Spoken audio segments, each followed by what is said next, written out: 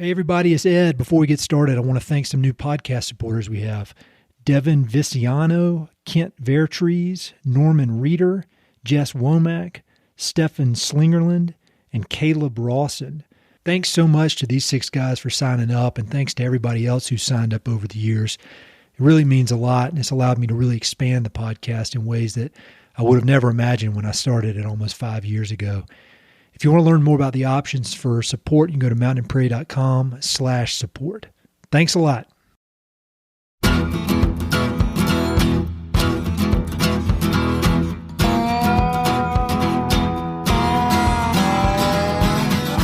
Hey, this is Ed Roberson, and this is the Mountain and Prairie podcast, where I introduce you to some of the innovative individuals who are shaping the future of the American West.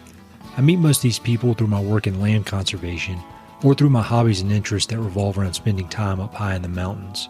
My guests include ranchers, writers, entrepreneurs, conservationists, athletes, artists, adventurers, pretty much anyone who's doing important work, has an interesting story, and loves the American West. My guest today is Jason Gardner. Jason is a father, homesteader, leadership instructor, and regenerative agriculture devotee who lives with his family on a remote property in the mountains of northeastern Washington state. Jason's also a retired Navy SEAL Master Chief who spent nearly 30 years in the SEAL teams and is a recipient of the Silver Star, 2 Bronze Stars, a Purple Heart, and numerous other awards. As you'll hear in our conversation, Jason applies the lessons learned from his years of service towards building a meaningful life for his family in the wilds of Washington, a life lived with purpose and intention, built on a deep respect for the land. If Jason sounds familiar, it's because he's the husband to Iris Gardner, who was a guest on this podcast just a few weeks ago. Given all the wisdom that Iris shared regarding parenting and intentional living, and how fondly she spoke of Jason as a father and a husband, I thought it'd be fun to have Jason join me for a conversation. It was fascinating to hear Jason discuss many of the same topics that Iris and I covered, as he provided a complementary perspective on subjects including parenting, marriage, and thriving as a family in such a remote, wild region of the West. This was an amazing conversation, and I can't thank Jason enough for taking the time to share his wisdom with me. We talked a lot about his military service, from his decision as a high schooler to join the Navy SEALs, to his long and diverse career as a SEAL leader. We also talk about his lifelong love of wild, mountainous places, and why he and Iris have chosen to raise their family in northeastern Washington. We talked about how to find purpose in work, no matter what your chosen career. We also talk about the idea of having a warrior's mentality and how he applies that idea to parenting and his current career as a leadership consultant. Jason explains the dichotomy of being an elite special forces operator while also being a gentle father and husband. And we also talk about regenerative agriculture, the many life lessons he's learned from training horses, influential music, his favorite books, the best advice he's ever received, and much more. There's so many insights and resources packed into this episode, so don't forget to reference the episode notes for a full list of topics and links to everything we discussed. And also, if you'd like more insights into Jason and Iris's life in Washington, you can check out their YouTube channel, which is great. I've linked to that in the notes. Thanks again to Jason, and I hope you enjoy.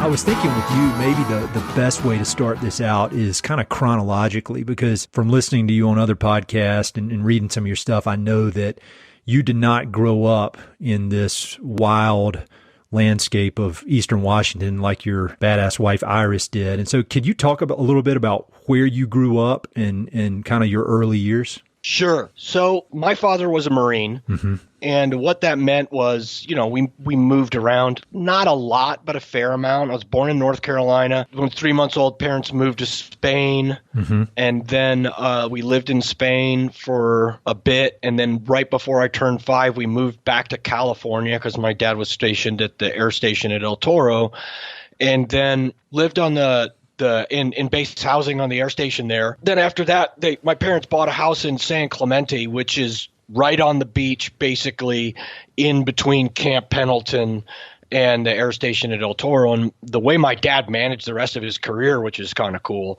is that he would get orders between the two bases, and then when he had orders to the East Coast and he couldn't wiggle out of them, he would volunteer for a year unaccompanied over in Okinawa, which is a hard fill and then they would give him his choice of orders after that, so he could kind of he chunked it out like that, and he did 2 of those Okinawa deals over the course of me growing up, and that meant that they got to stay in that house, and I grew up on the beach in Southern California. But I love the ocean. It's not where my heart is. My heart is in forested mountains with wild rivers and creeks and wildlife, and not in urban anything. Cities are great. I'm not comfortable there. It's just this is something that I feel at my core. Did you get experience with that as a kid? I mean, would y'all go on trips out to wild places, or was that something that you developed as an adult? We'd go camping quite frequently as kids, and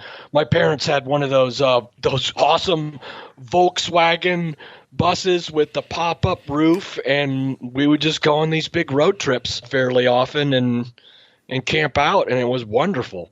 I promise you I won't hassle you with Navy SEAL questions the whole time, but I think there's some really good lessons to be learned from your career. And when did military service come into your view? I mean, obviously you're with your dad in, it was a big part of y'all's life, but had you always thought that you wanted to be in some form of the military, and when did SEALs, specifically become a goal?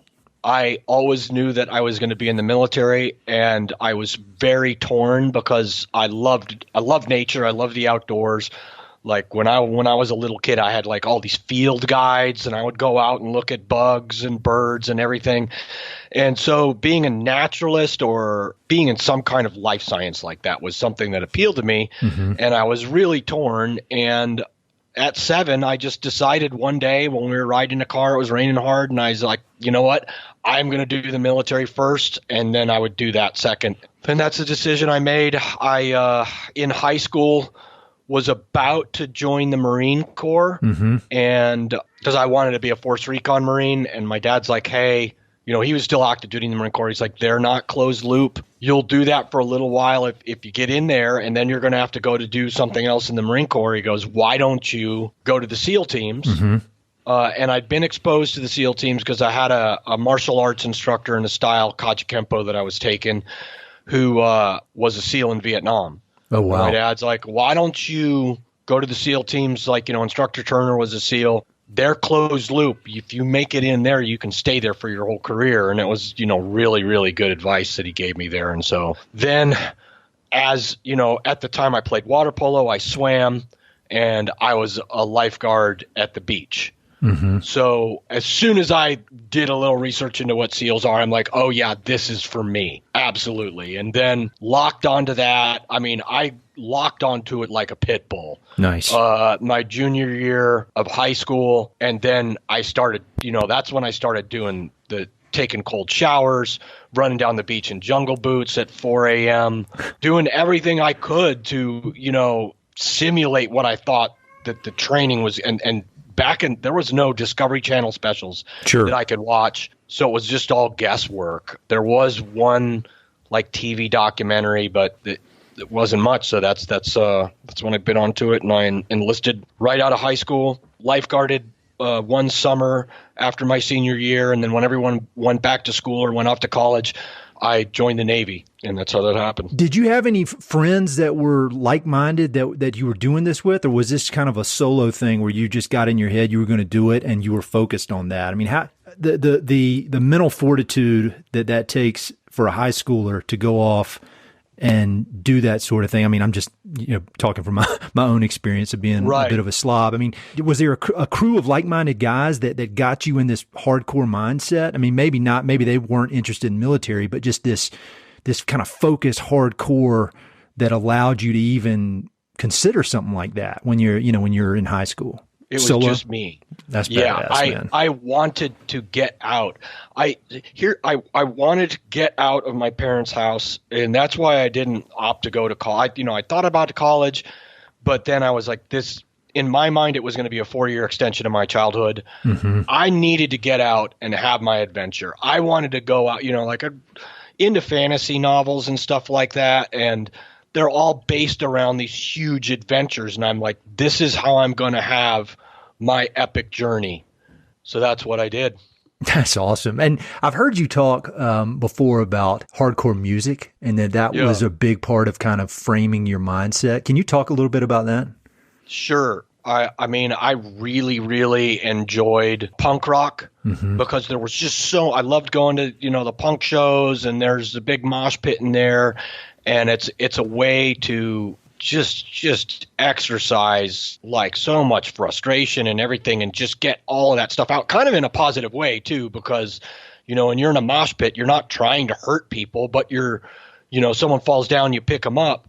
But it's a great way to exercise that I don't know what that is, that thing inside of me, that thing inside of me that makes my goosebumps, hair stand on end when a firefight kicks off and I run toward it instead of away from it. Mm-hmm. And so that love of the hardcore scene was just another thing that was drawing. I get drawn to the point of friction. And the point of friction is a term that we use in the military a lot about wherever the problem is, wherever the fight is.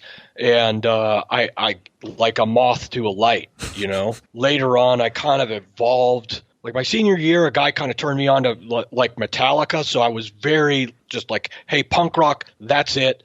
I'm listening to the Dead Kennedys, to the Cro-Mags, to Minor Threat, to bands like Uniform Choice and Ill Repute, Stalag 13, all these bands that are in the hardcore scene in Southern California. And then he's like, hey, check out Metallica. Mm-hmm. And Metallica was this crossover that then opened up my mind to speed metal. Uh-huh. And I was like, oh, boy, forget about it. I still really enjoy that music today. Yeah. It's just I've kind of transitioned into like a broad spectrum from everything from, your Norse folk music, bands like Danheim and Fawn and Wardruna, all the way to the speed metal but typically that kind of music is just, I'm listening to it when I'm working out.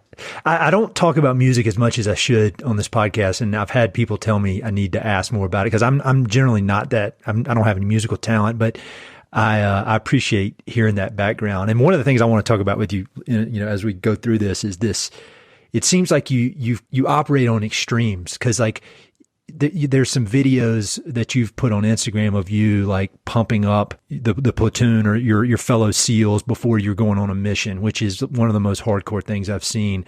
And then on the other side, there are these pictures of you with your kids being the most loving dad that anybody could imagine. And so I love that, those two ends of the spectrum. It's a dichotomy. Yeah, the dichotomy. That's what I was going to say. And I'm listening to Dichotomy of Leadership right now. So I was thinking about dichotomy, but it is. And you operate, I feel like you're such a great example of that. Can you talk about that?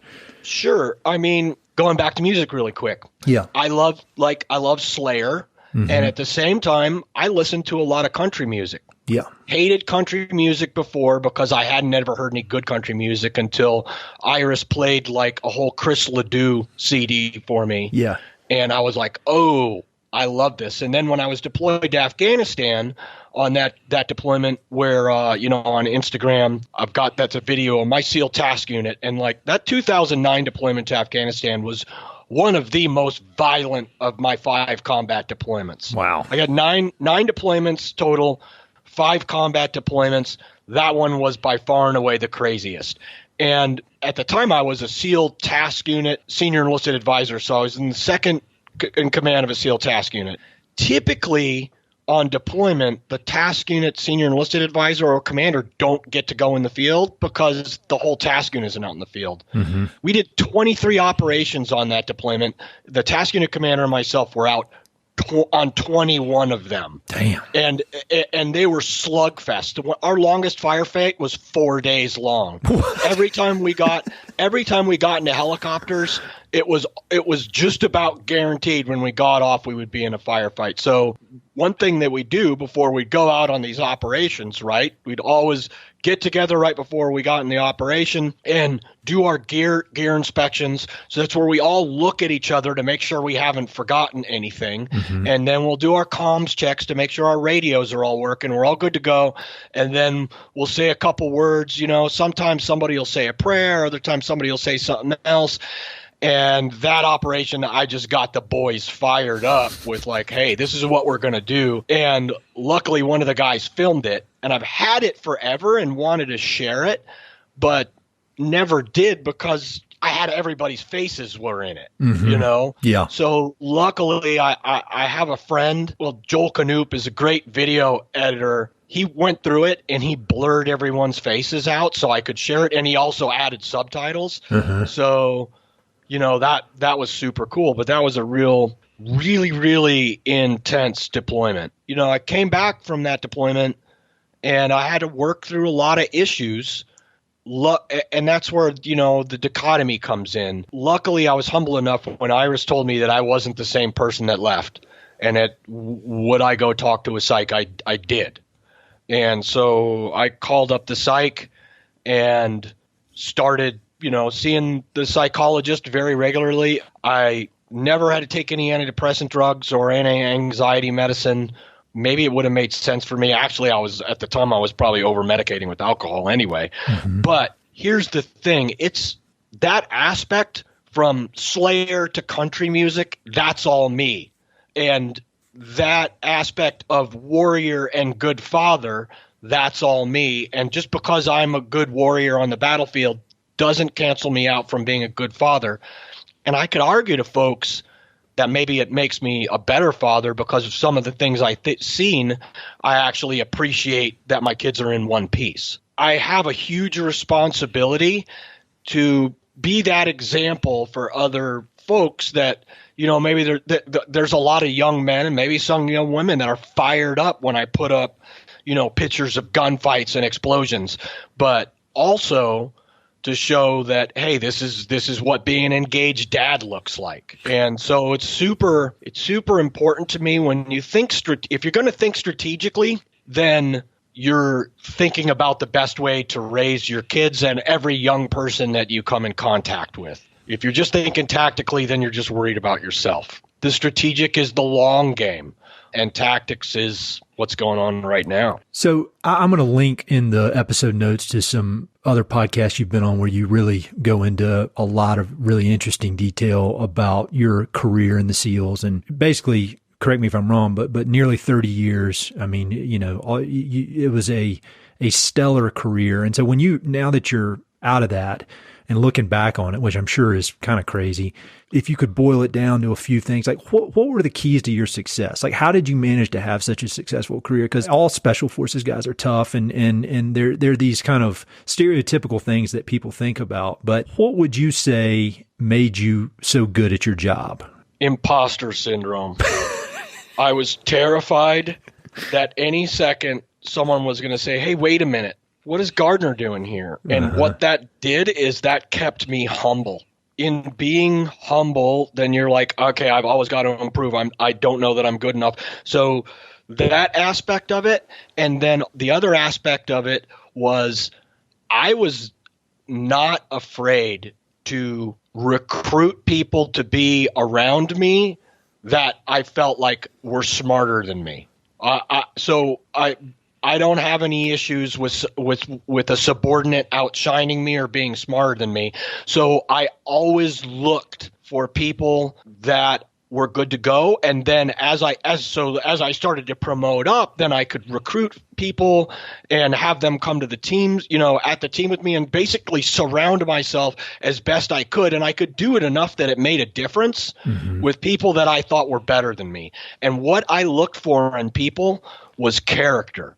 So if I was looking at another SEAL and I'm like, this guy has got a solid character, I like the man that he is, that was good enough because typically how they performed as a SEAL was then fantastic. One other question about your military career. How did you know it was time to retire? Because from my understanding, some friends of mine that have served, if you're in 20 years, then you can get out and you get great benefits. And that's kind of the threshold that a lot of people wait for. But you went beyond that.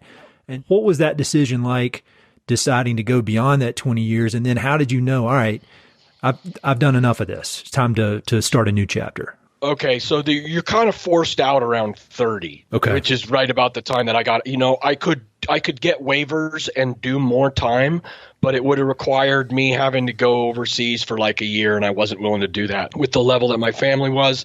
And they don't pay you enough, in my estimation, for the amount of hours that you're going to have to work at the level of working for an admiral or a general, which is what it would have taken for me to stay in longer.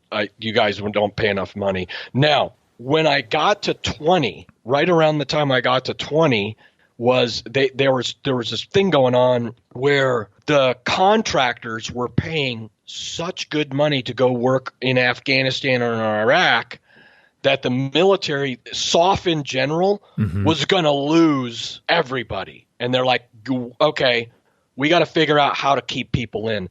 So they came up with a bonus program where they were given a real hefty re-enlistment bonus. Yeah. And you could max it out by agreeing to go from 20 to 25. So I did that and took that huge bonus to do the extra 5 years. Because honestly, I enjoyed going to work. So I was like, yeah, why not? And you're going to give me this big bonus, which is what allowed Iris and I to buy the farm that we had out in eastern San Diego, because that bonus lined up perfectly with when the bubble burst on the real estate in 2009. Nice. So I was going to get at 25 years. I'm like, yeah, I'm out, because that was at a period of time where the deployment schedule was just ridiculous. They were, I think, they were deploying in SEAL teams for a whole year and that's not sustainable. They only did it I think for one deployment, and then they're like, this was a bad idea. Let's never do it again. And so I almost got out at 25, but then a retired Master Chief goes, hey, Jason, come here. And he showed me the retirement calculator. Here's what you get at 25 in retirement, and here's what you get if you stay to 30. And I was like, oh, took those numbers home. I showed them to Iris, and she's like, yeah, you're doing 30. We can do 5 years standing on our head. and here's the other deal. Luckily, the way my career had lined out, I had my Ops Master Chief, Command Master Chief of SEAL Team 5 coming up. And then after that, I was going to take over the training detachment, which were all awesome opportunities. Yeah. So I did that, but when I hung it up, I was ready. I was done. Some folks say when they clean out their locker, they're a little bit sad. Not me at that point. And I've talked to other guys that have done, 27, 30 years, and they had the same feelings. They're like, yeah, we were ready to go. I think that's super important for people to hear, about the financial realities of that and the sacrifices that you and Iris decided to make because you wanted to have this life that you now have. Because Iris and I talked, I think we were talking after we recorded our podcast, and we were talking about how people will reach out and say, I want the life that y'all have. This is so cool. But I don't know that people fully appreciate all the hard work, not just hard work, but being apart from each other. And in your case, having your life on the line, like no other job. And so I think I appreciate you sharing that, because it's important for people to remember that the life that you guys have built for yourself is very intentional and was very hard to do. It doesn't just happen. So I think that's, I think that's very instructive. Do you agree with that? Oh, absolutely. I mean, we both drive older cars, and we live in a small cabin with one bathroom, all four of us. And that's, those are the sacrifices. And we're going to build a bigger house, but those are the sacrifices we've made to live where we live, and have this lifestyle. And it's not for everybody. Can't go to choose from 5 different restaurants or 10 different restaurants to eat. And actually the town that's close to us, the sidewalks basically roll up at 6 p.m. Yeah. If we were to make the 45-minute drive to get there. So can you talk a little bit about how your kind of approach to parenting? Because you're a little bit ahead of me with your youngest kids. I've got a 3 and a 5-year-old, almost 3 and a 5-year-old. And so I'm always talking to people that I admire as parents to try to learn from them.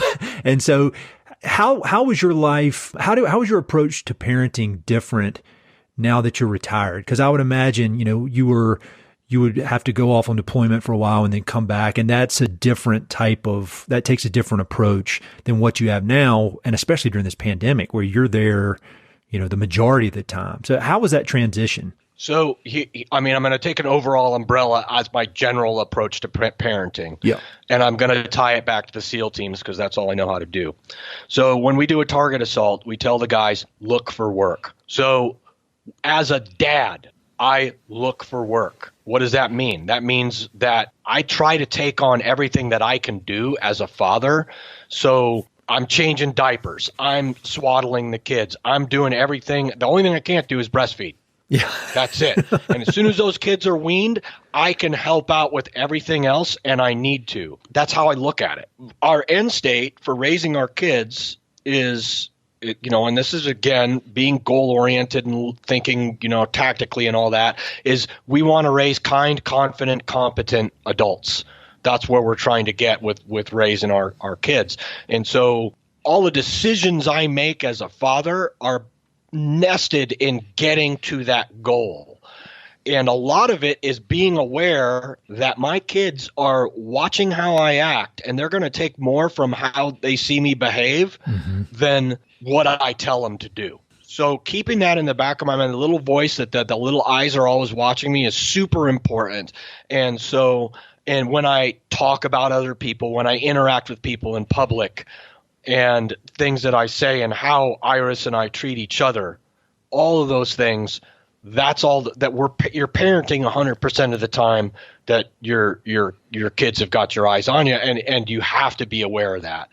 The other thing is I need to teach my kids how to overcome all those obstacles that life's going to throw at them. I can't solve their problems. And so I try and make a real conscious effort to do that, to let them fail.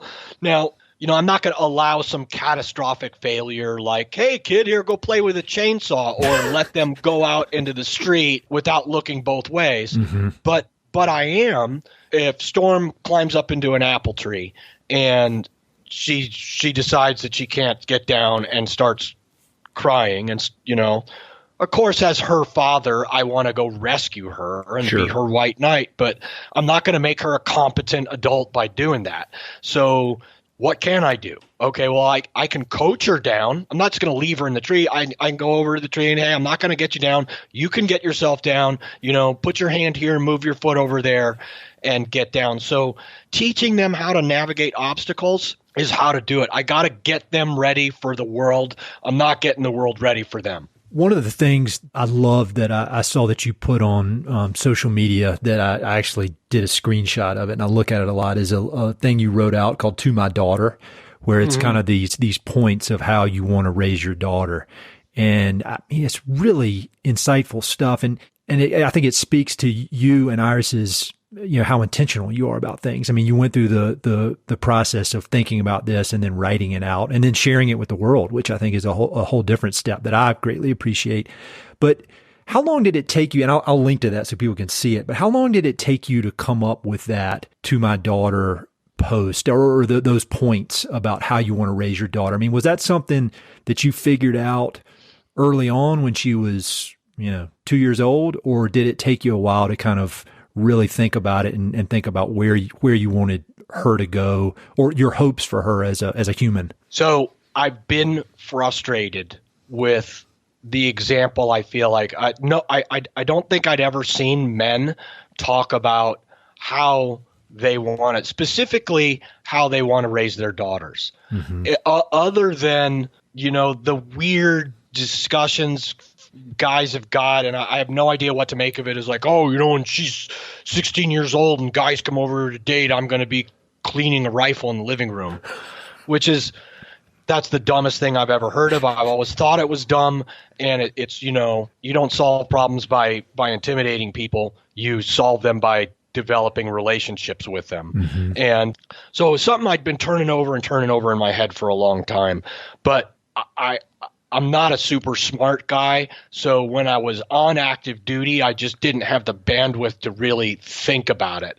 I came up with that after I'd retired, and I really started to think about no one else is taught. There's lots of good opinions out there and advice on how to raise sons, but there's nothing that I'd seen that was really meaningful to me about raising a daughter and the kind of daughter that I wanted to raise, and the kind of woman that I always found attractive anyway was one that was more competent and could be out there doing things. So that was my end state, and it was over the course of about 6 months that I was turning it over in my head and turning it over in my head, and I was listening to things that Jocko said, and I was listening to things that Jordan Peterson said, and looking at stuff that Marcus Aurelius had written about, in his meditations, and I was like, okay, I'm ready. I consolidated it into what you talking about, that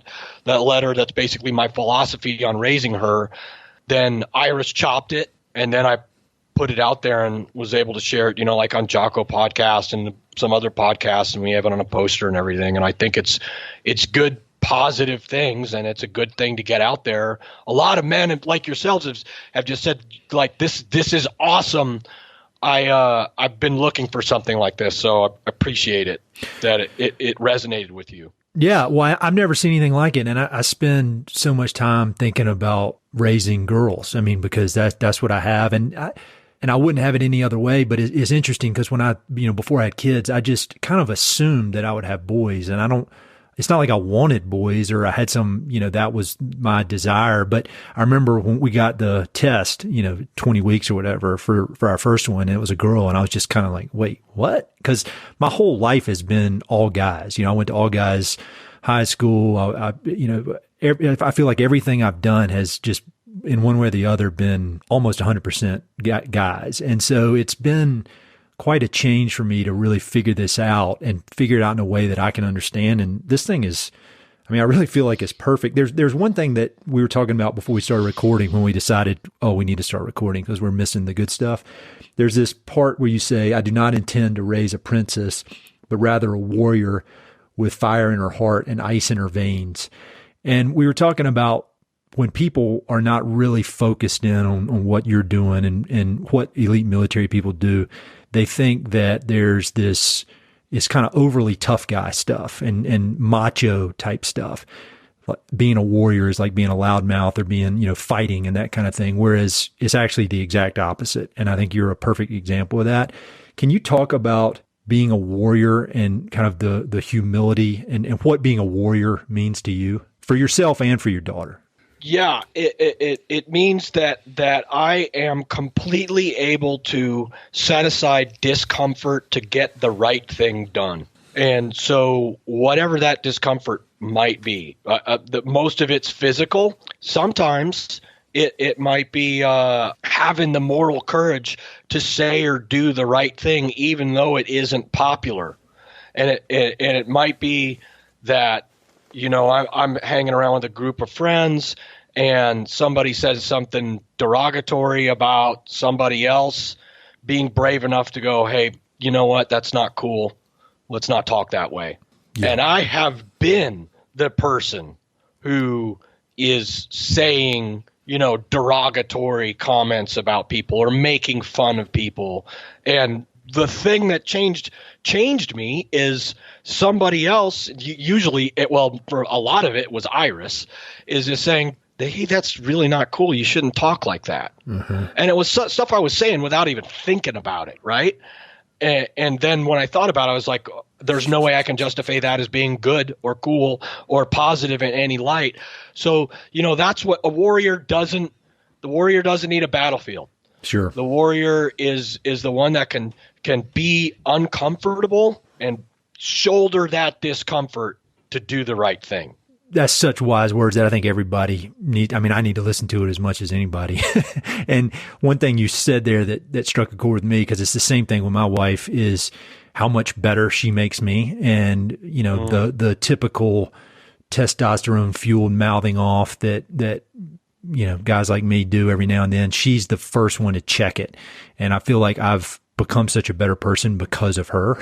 And so I'd love to hear some of your thoughts on your marriage with Iris, because that podcast I did with her a few weeks ago it got so much unbelievable feedback, which is no surprise.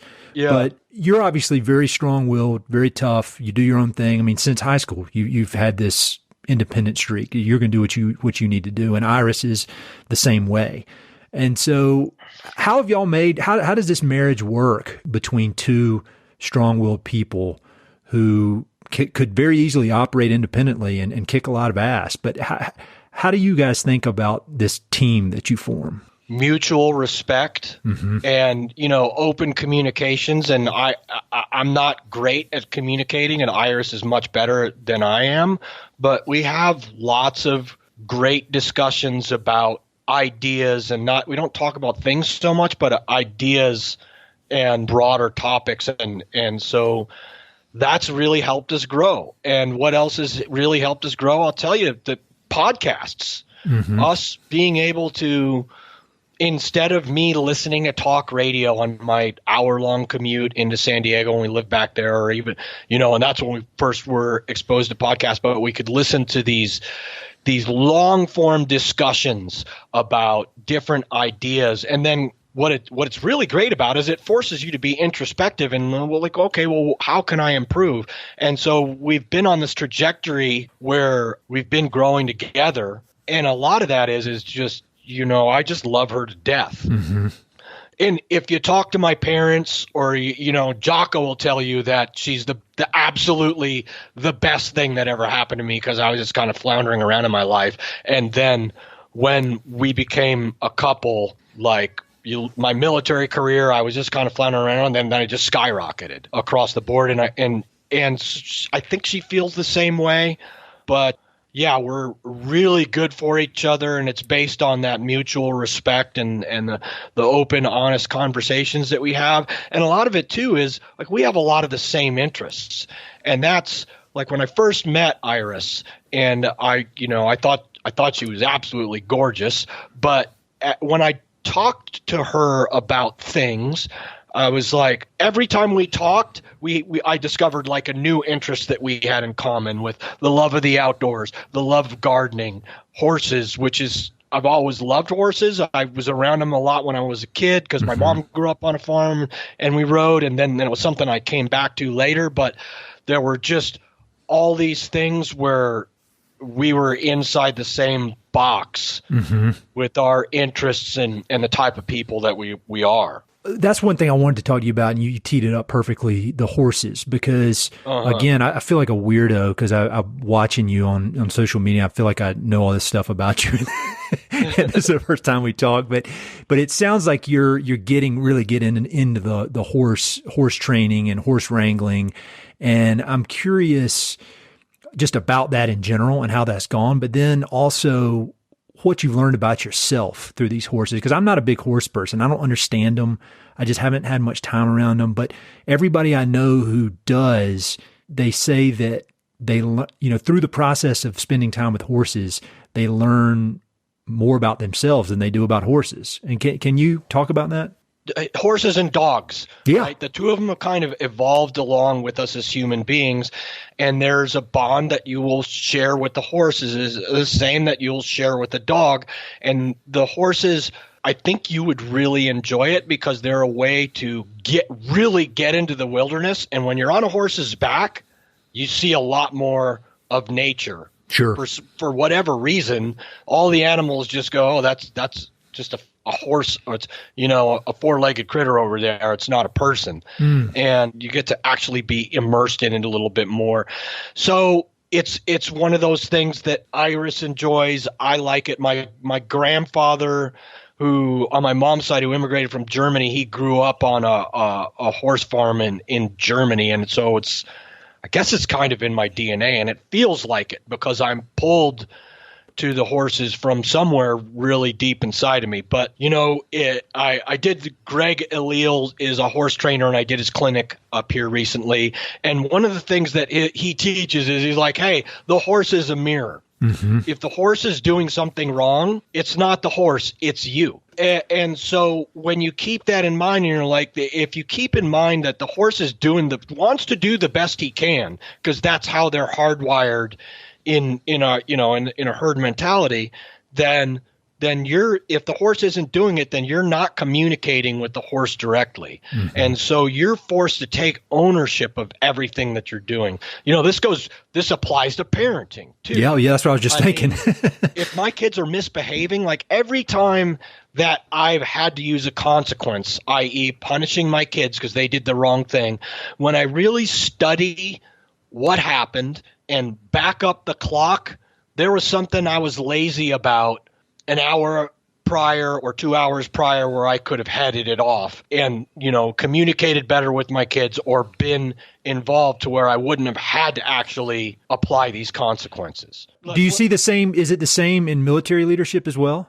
Like if somebody that reports to you, if you had to punish them, could you make that same kind of line of thinking?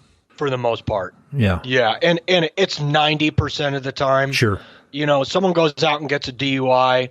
I don't know, short of trying to figure out what demons they have that they're self-medicating with the alcohol that they wind up getting the DNA is, and there's not enough time for that with all the people that you're leading. Sure. But for the most part, if you're careful and you're checking and you're communicating, you can head off a lot of the disciplinary issues ahead of time. And in the military, it's like a kind of a broken window policy. So we figure like, hey, if you're doing all the small things, right? Like if you're walking around and you got a squared away haircut and your uniform's good and you're doing all these other things, then you're probably not, and I say probably because everyone can find an exception to it, going to do something wrong that's really big, and they look at that attitude with fighting crime, like clean up all the little crimes and hopefully a lot of the big crimes go away. Back to the horses though. It's really exciting to learn something new. It's really good for your brain. And so that aspect of it is super enjoyable. My horse, Fenrir, he's a Norwegian fjord. He's 8 years old. He's a great horse. And I can't tell you the feeling accomplishment that I get when I work through an issue and I see that it's like, okay, and every time I'm doing something wrong. And recently, I was having a hard time getting his halter on him, pulling his head away. And a buddy of mine, Danny DeFranco, was over visiting. And he's like, hey, you need to practice first with him, just teaching him to put his head down when you come over to him. And so I took a step back, broke it down to the fundamentals, taught him to put his head down, and now got the halter squared away so I just wasn't a spaghetti mess of ropes everywhere. Yeah. And had it squared away when I walked up to him. And now I walk right up to him, put my head over his neck. He drops his head, throw the halter on him. He holds his head while I tie a knot, and we're good to go. I love it. When he and I step out on a ride and his ears are forward and gosh, I'm going to get emotional and cry a little bit here on you. But he's excited to be out in the woods. He's excited as I am. Yeah. And that's just great. To share that bond with another person, another animal, those are things that help us, be better. Yeah. And feel better. I'm with you. It's in our DNA. I mean, I think you're right about horses, and you're right about dogs. I mean, we've come up together through through evolution, and there's this bond that is hard to understand. So, you're obviously just so passionate about everything you do, and that word is overused. I mean, you're focused, you have purpose in what you do, and it's you have since high school. You've had this ability to get zoned in, and you've said it comes and goes in different waves and different levels of intensity over time. But I mean, from my perspective, you're living life with purpose, and you hear a lot about people who may leave the military, or even just people who have regular jobs and they don't feel fulfilled, or they don't feel like it matters. And, you're in leadership consulting, you're talking to a lot of these people at these companies and trying to help them be the best version of themselves for their companies. And so, what would be your advice to somebody, whether it's somebody, who recently retired from the military, or say somebody who's, I get emails all the time from people who have jobs they're not fulfilled with and they think it doesn't matter. So like, what would you tell somebody? Like, how do you do this? How can you find purpose without being a Navy SEAL or without, having this homestead out in the wilderness? What's your advice? So I'm going to tell you about a thing that we do in sniper training called the stalk. In sniper training, most guys that fail, it's always because they failed stalking. You can teach anyone how to shoot. So what a stalk is it simulates two snipers, an actual sniper duel where you're going up against another sniper. It's the most difficult thing that you can do. They take you out into a field, lay you down. You're all laid down in your ghillie suits, and the instructors are standing up, and they'll like point over, hey, you see that pine tree over there on your right? Yep, that's your right limit. You see that telephone pole, 700 yards over there on your left? That's your left limit. The observation point is that way, and that's all they tell you. Typically, the observation point is, then this is where the instructors are who are playing the enemy snipers. They're typically 1,200 yards away. The first thing that you have to do in a stalk is, before you get any closer, because the closer you get, the easier you are to spot, is figure out where they're at. So I'm going to tell this story, and then I'm going to transition it all and wrap it up for you, okay, and Perfect. Tell you how this applies. So you got to find them. If you're doing it right, you're going to stay right where you're at and get some vegetation around you and just start scanning everything you can see. If you can't see the observation point, you're going to move a little bit laterally. You don't want to go any closer, and not go any closer until you find that observation point. Once you've found it, now you've established your goal. Now you're going to take some time and study how you're going to get there so that they won't see you. One of the things I like to do is pick out reference points around the observation point so that I could know, okay, they're right underneath the top of that oak tree, or they're to the left of that boulder, so that I could keep that reference point in sight, but not actually see the OP again. Because if I can see them, they can see me. Yeah. And then now I picked my route based on the terrain. Now I set off. As I'm going, I'm constantly adjusting my plan based on new developments. Get within 200 yards of the target, then I set up my final firing position, and I shoot. Here's what you do. You figure out what your purpose is. That's your goal. Then you're going to sit down and figure out how you're going to get to that goal, and you get to that goal one step at a time. And as you're moving towards the goal, you're constantly adjusting how you're getting there, because things are changing. Your life situation is going to change. The market might change. Your finances might change. All these things are changing, and your target, it could be moving too. And so you're constantly adjusting and moving. So you're looking up and you're looking at what that long-term goal is, and then you take the next step. You look down and you take the next step. You take another step, and then you look up. You get that long-term goal. And that's what you need to do. People need to forget about being happy. People are like, oh, I want to be happy. Don't chase happiness. Find purpose. Mm-hmm. When you find a purpose, happiness will come after that. But that's absolutely what you need to have as a human being. If you're not finding that your job is fulfilling, then you need to take a look at it, right? So when I promoted out of the tactical levels of leadership, and that's when I was down there being a SEAL leader. My last tactical level leadership job was being that SEAL task unit senior enlisted advisor, and I was still going out in the field and doing the job with the guys. And after that, I promoted in the executive levels of leadership, where now I was in an office answering emails, going to meetings, and I was miserable for the first year. And it took me a little bit to find what's my purpose. And my purpose was, I need to be able to represent those folks that are down there doing the job. I need to do a better job of representing them, because, when you go up in those levels of leadership, like and now you're in the office and you're one of those guys, everyone has forgotten what it's like to be down there doing the job. So as I was going to meetings and stuff like that, I was like, well, wait a minute, you've all forgotten what it's really like down there. And that now I'm like, oh man, this is my purpose. I'm going to be that transition. I'm going to be that person that reminds everybody up in the lofty, like corporate headquarters at the SEAL teams, or in the Navy, because I'm at executive level leadership, what it's like to be the guy. And then the other side of that coin is I'm going down there to the guys and girls, because at the SEAL teams, while there aren't any female SEALs yet, we have lots of really awesome female support that are out there, in combat zones as well. And communicating to them like, hey, here's why we're making these decisions, Yep. And so there's real world constraints, and money is a big one. Time's another one. And communicating to them, hey, this is why these decisions are getting made. It just cleans everything up for everybody. But once I found my purpose, then I was able to lock onto it, and I was able to do that much better. What are some common purposes that people can look for? Well, hey, how about being a good parent? How about being a good neighbor? How about being a good member of your community? How about helping to protect and preserve this awesome world that we've been gifted to live in and make it a better place in a positive way?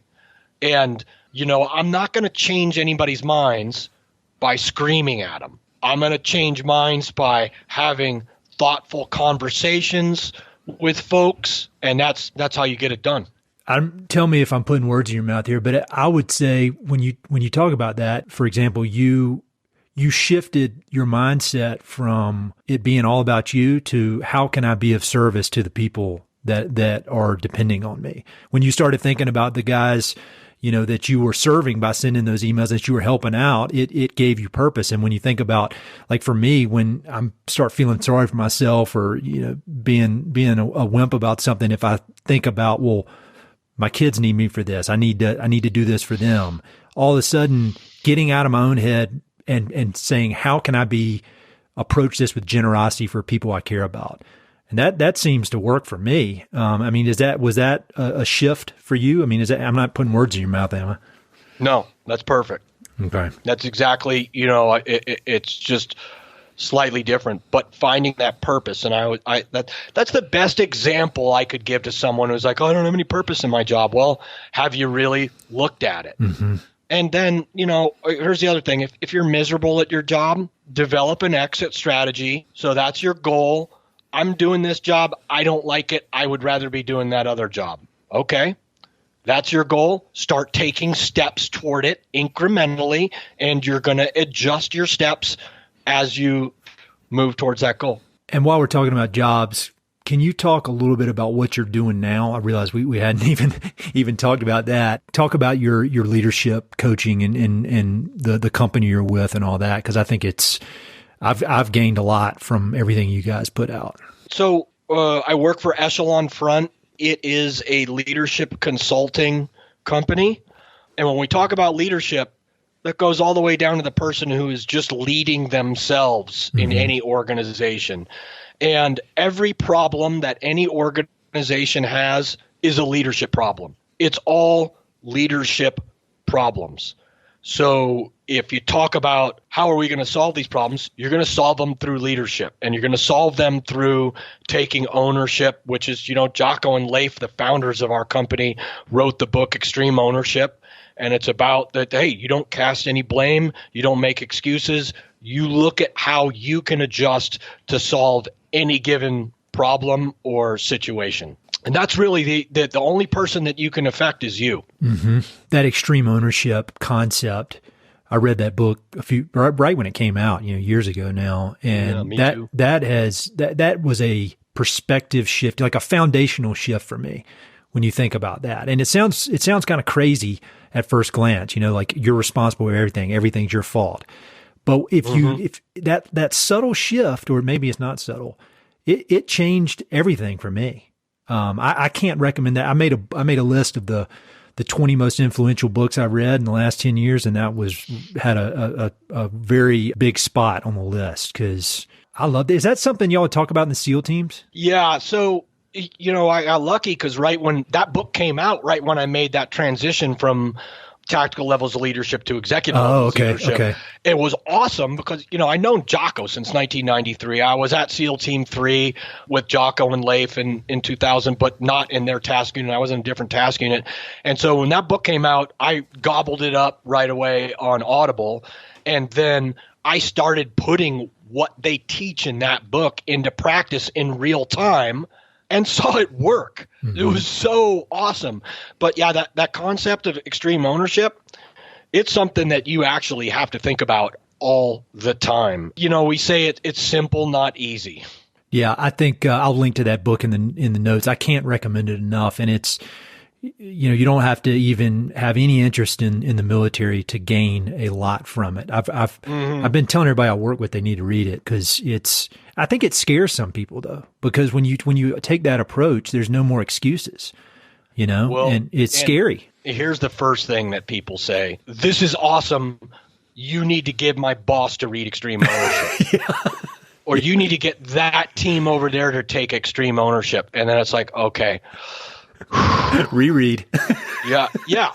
But that's human nature. If you just, that there's that little resentment voice that's inside your head, and you just got to learn how to put a sock in its mouth and see how you can move forward. Nah, it's great stuff. Everything you and the people you surround yourself with put out. I mean, I'm not trying to blow smoke here. It's 100% true and genuine, is that it's this perfect balance of toughness with humility, with compassion. It's something like I've never seen it before. And it's no surprise that it struck such a chord with so many people, because I read a lot and I'm always trying to get a little better and I'm interested in personal development. But the way that you and Iris and then, your team at Echelon Front, I mean, it's a very effective and unique way of thinking about business, life, parenting, and I've gained a lot from it. So, man, I really appreciate everything you've done. I've got some quick questions because We're already at an hour, which I say this every time, but it's just crazy how fast these go. Can we run through a few of those real quick? Absolutely. I've got time. All right. Awesome. Books. I love books. I know your wife loves books. She's writing a book that I can't wait to read. What books have been important to you? And it could be about the American West, could be about leadership, just in general. Are there any authors or things you've read over the years that have impacted you? There's a ton. Let's start out with kind of like the West. Yeah. Lonesome Dove. I love it. Gus McCrae. And actually, the interaction between Gus and Captain Call is just, it's such a great book, and there's so many good life lessons that you can take out of that I think it's fantastic. I think it's a kind of a must read, and it's so much more than just a great story about the West. There's another book that I don't know that you've ever heard of, but it's called Trees of Power, and it's by this guy, Akiva Silver. He talks about 10 different trees that he thinks are really cool, but what I really enjoyed about this book is I liked his thought and the way he approached environmentalism and conservation. And it's a really, really good book, and I recommend it highly. Dirt to Soil by Gabe Brown. You can't go wrong reading anything that Joel Salatin has written. And, I'm just looking up at I'm sitting right next to my bookshelf now. The Daily Stoic is up there. I really enjoy Stoicism, so I'll check that out once a day. And that's fantastic. Yeah. Wait, talk about regenerative agriculture, because I know you're really interested in it. How did that enter into your brain? I mean, how did that come across your radar initially? Because those people you mentioned, I mean, they're right in the middle of it, and I kind of operate a little bit in that world. When did that become a part of your life? Well, when we started doing our CSA farm, okay, when we bought our farm in San Diego and we're selling food to the community and stuff like that, that's when we discovered Joel Salatin, and then through that, this whole regenerative agriculture concepts and the concepts of permaculture and the concepts of just trying to mirror nature and everything you're doing, it made sense. And so that was something that's how we got exposed to it, and Joel Salatin was our gateway drug. And because he has just this fabulous way of taking really complex issues and then communicating them in a very down-to-earth, common sense manner that I enjoyed, and then it's just like, okay, I'm going to pull the string with YouTube videos and books. And that's when later, got exposed to Gabe Brown's Dirt to Soil and just all the other stuff that's out there. So many other people out there thinking about the same stuff and thinking about how to do things without just tilling everything up and spraying chemicals all over it. Yeah, it's one of those things that I remember when I first kind of got it, I read a book called For the Love of Land by Jim Howell, who's been on this podcast twice. He's turned into a great friend of mine. But okay, I'm writing that down. Yeah, it's really, really good. I'll send you all a copy. You need a copy on that bookshelf. I'll send you one. Okay. I tell Jim he owes me some commission for all the books I'm selling for. But but I remember when I read it, and that was the first time I got it, just that if you do these things in nature's image, it just works. And that's how it's supposed to work. And all this other stuff we're doing is, we need technology and we need to feed the world. And I'm not saying that regenerative agriculture is the only way to do it. I work with a lot of traditional farmers, but it does just make sense. I don't know. It's one of those subjects that, like, I did the same thing. You just go down this rabbit hole, and the deeper you get, the more interesting it gets. When you start to understand what's going on underground and how everything is interconnected and how important all the bacteria and microbes and fungi are to having good soil, that it's incredible. And you're right, like, technology is one of those things that helps us, now, unfortunately, like a no-till drill is an expensive piece of equipment. And hopefully at some point, the prices come down, that more and more people are using no-till practices that can just help us with all the erosion and everything else that we've got going on.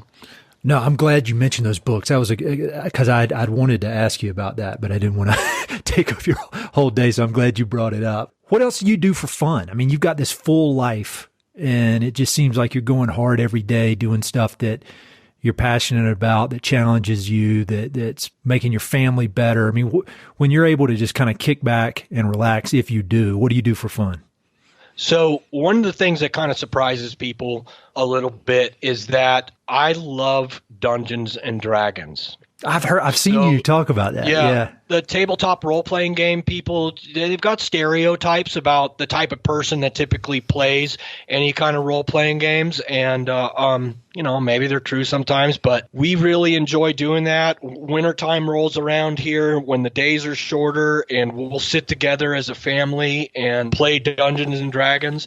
Initially, I thought my kids were too young to do it, but then a friend of mine out in Iowa told me that he's got his kids playing, so we did it, and it's great. And what's cool about it is that we're all playing together instead of one of us individually trying to win. Like when you're playing Monopoly, there's one person trying to beat everybody else at the table. But with Dungeons and Dragons, you're all working together. You have different strengths.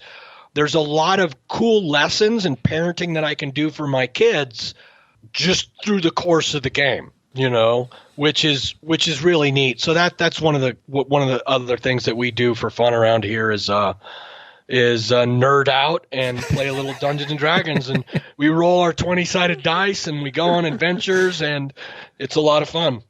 What's the best piece of advice you've ever received? That's a hard one because I'm sure you've received a lot. It's something that no one ever told me, but that I picked up, and the concept of amor fati, love your fate. And I may have pronounced that wrong, but that means that you just, no matter what the situation is, you're like, well, Jocko spelled it out perfectly, when in that short video that he's got where he talks about good. Oh, I love it. I love it. Right? Yeah. Okay, well, I just broke the transmission on my truck. Good. This is an opportunity for me to learn how to fix it and do whatever. Because here's the bottom line. You're gonna be doing whatever life throws at you. You're not changing that. Mm-hmm. The only thing that you can control is how you react to it. So you can be a bitch and sit there and whine, oh wow, it's this day's really hard and I've got all these things going on, or you can lean into that rock that you're pushing uphill, Sisyphus, and go, okay, cool. This is an opportunity for me to get stronger. Mm-hmm. This is an opportunity for me to learn. Every time you're on this side of the dirt, there's an opportunity. Even when so the people could say, hey, I just lost my kid to cancer. How is that good? How is that great? What's the positive aspect of it? Yep, that's horrible. But at least you had the opportunity to have that wonderful child in your life for the time that you did. When I'm gone and people are sitting around talking about me, I don't want them to be sad. I want them to sit around and share moments that we laughed together, that we had, great experience together. And that's how I want to be remembered. I don't want to be remembered with sadness. And then whenever I do lose somebody, instead of focusing on the loss, because that's a given, I need to focus on why I'm a better person and all the great times I spent with that person in my life. I think that's very wise. And that saying, I don't know how to pronounce it either, but I've actually got that on my bulletin board above my desk, because I think thinking about that, thinking about that you're going to die one day, for me, I think it may sound depressing to some people, but to me, it's very motivating. No, I appreciate that. And coming from you, like I hear that. We're getting our stoicism on right now. I know, we really are. We really are. No, but I think you're in such a unique, you have such a unique voice and perspective on that, because unlike most people, the majority of the people in the United States, like you come face to face with death a lot, like way more than is even close to normal. And so hearing that from you, I think it's a powerful message from anybody, but hearing that from you that's a different level. So I appreciate that. I know everybody listening will. Last kind of big question, this podcast is about the West and just about interesting people who are living purpose-driven lives in the West. And it can come at it from any angle. People like you who have served in the military and now are doing other businesses or people who are artists, people who are conservationists, ranchers, the full spectrum. So if you had some kind of parting words of wisdom for the people that listen to this podcast, does anything come to mind? Be kind. Be kind with yourself. Be kind with your family and your community members and with people. Be kind to the environment. Be kind to everywhere. Add that aspect. Put that cut on everything you're doing. So when you have a filter on anything in your head, have that kindness filter there. It'll make you a better person. I love it. Well, Jason, man, it's really awesome to talk with you, and thank you for your whole career, and now you're in this post-military career, and I just appreciate that you're willing to put yourself out here like this, on the internet and talking to me and talking to other podcasts, because I'm not joking. It's making the world a better place, and you don't have to be doing that. You don't have to be, putting yourself out there like you do, and same for Iris, and both of y'all are a huge inspiration, and it's a real honor to know both of you. Oh, thanks so much, Ed. Thanks for having me on. Thanks for everything you're doing out there to, get the words out on conservation and the environment, and how we can all just do better with this country we've got. We're so lucky to live here. Hey, it's Ed again. Thanks so much for listening to the podcast. I know your time is valuable, so it means the world that you spend it listening. If you want to support the podcast and help it to continue to spread and grow, there are a few ways you can help. Number one, pass it along to a friend or share it on social media. Word of mouth recommendations are the most powerful way for ideas to spread, so I'd love it if you could share the podcast with a few pals who might enjoy it. Number two, you go to Apple Podcasts and give it a 5-star review. Good reviews encourage the Apple overlords to suggest the podcast to others. So there's a link in the notes if you'd be so kind as to give it 5 stars.